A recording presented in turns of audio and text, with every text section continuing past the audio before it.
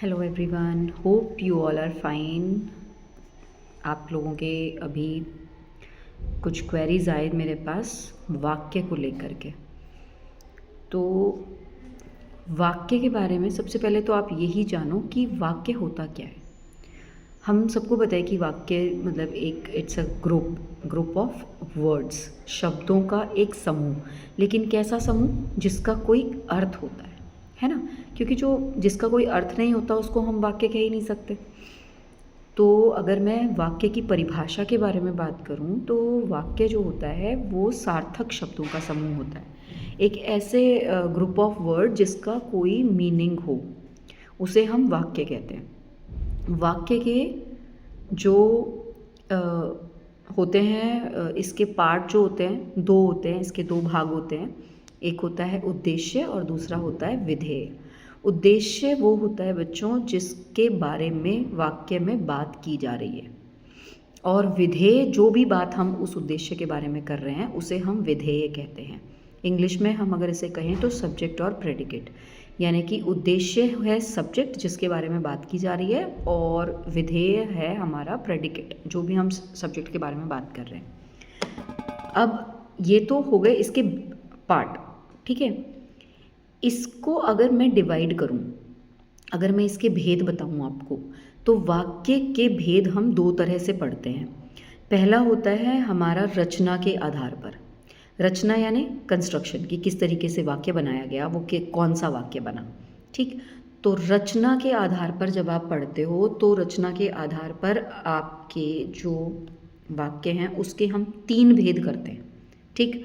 तीन भेदों में कौन कौन से होते हैं? एक होता है सरल वाक्य, इजी सेंटेंस, जिसमें केवल एक उद्देश्य और एक विधेय। मैंने अभी बताया कि वाक्य के दो पार्ट है ना, एक उद्देश्य है एक विधेय है। उद्देश्य यानी सब्जेक्ट जिसके बारे में बात की जा रही है, और प्रेडिकेट मतलब हम सब्जेक्ट के बारे में जो भी बात कर रहे हैं, या विधेय जो भी हम बात करेंगे उसके बारे में, उद्देश्य के बारे में, उसे हम विधेय कहते हैं। तो सरल वाक्य केवल वो वाक्य होता है जिसमें एक ही उद्देश्य होगा और एक ही विधेय होगा।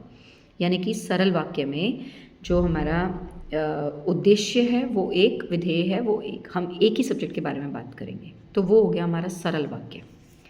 ये मैं आपको कंस्ट्रक्शन बेस्ड बता रही हूँ, रचना के आधार पर बता रही हूँ। रचना के आधार पर हमारे वाक्य के तीन भेद करते हैं हम, ठीक है।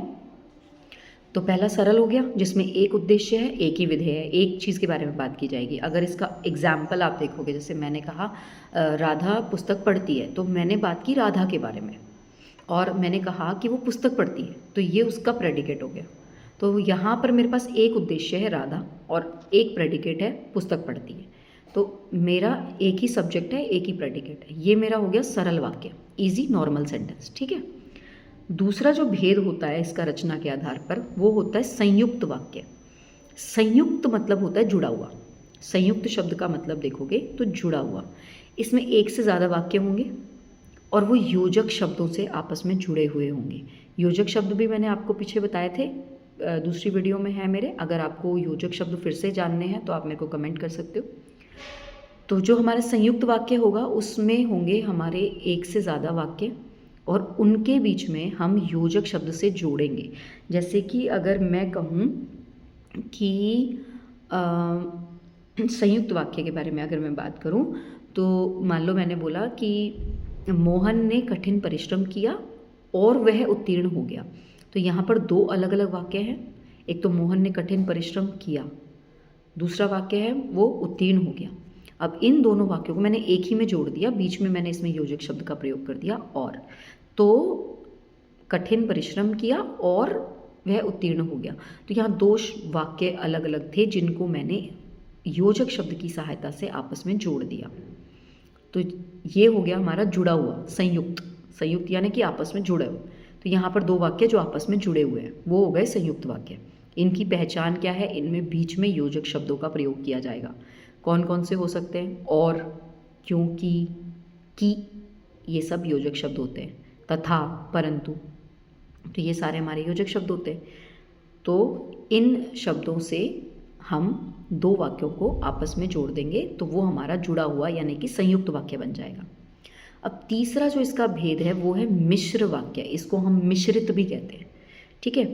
मिश्रित का मतलब भी यही होता है कि इसमें दो या दो से ज़्यादा वाक्य हो सकते हैं, लेकिन वो हमेशा पहले वाले वाक्य के ऊपर डिपेंड रहेंगे, आश्रित रहेंगे वो।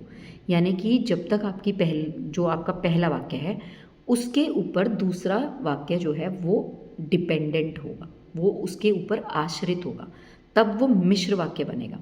जैसे मैं कहूँ आप एक सफल लेखक हैं, इसलिए हैं क्योंकि आपके पास प्रतिभा है।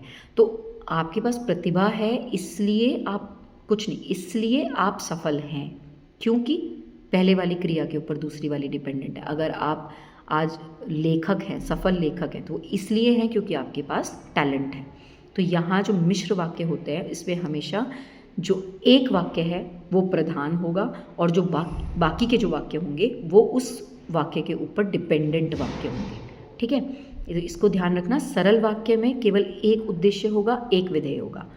जो संयुक्त वाक्य होगा उसमें दो या दो से ज़्यादा वाक्य योजक शब्दों की सहायता से जुड़े हुए होंगे, और जो मिश्र वाक्य होगा उसमें हमेशा एक वाक्य जो है वो मेन होगा और बाकी जो वाक्य होंगे वो सारे उसके ऊपर डिपेंडेंट होंगे। तो आई होप आपके कुछ डाउट्स जो हैं वो इसमें क्लियर हुए होंगे। बाय।